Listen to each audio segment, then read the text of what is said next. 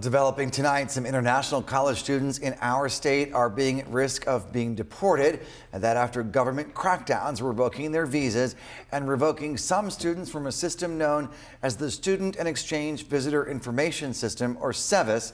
In Kalamazoo, 4 international Western Michigan University students were just removed from the SEVIS system. Now their future is less clear. Our Autumn Pitcher is joining us live in studio. And Autumn, these students really could be in jeopardy of having to leave. Yes, they could, Andy. Jessica, students and university staff were blindsided by this. They say federal officials never properly informed them and that staff who monitor the system discovered the terminations last week. We spoke to students on campus about how they feel. Us not knowing about it, even as students, like in an email or anything, is kind of crazy that that's happening here. They're simply studying here. They're here to learn. That is, I think that's invoking on a lot of rights.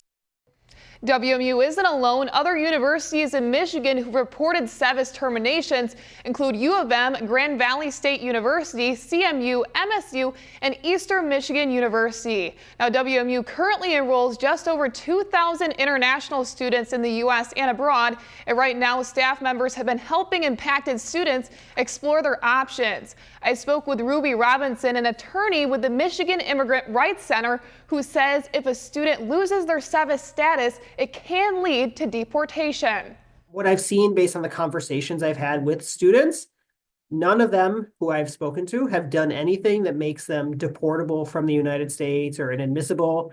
Traditionally in the United States, if there is an adverse action taken against you in the legal system, a person has the ability to respond, to try to rebut those allegations or provide evidence to the contrary. And what we are seeing here is the opposite. We're seeing students' status be terminated without any notification in the middle of the night. Whether individuals will ultimately have their visas revoked is under the review of the U.S. Department of State. Here is a look at universities where visas have been revoked. You can see that U of M comes up at number 1 with 22 students, Wayne State with 4, GVSU 2, and Eastern Michigan at 1.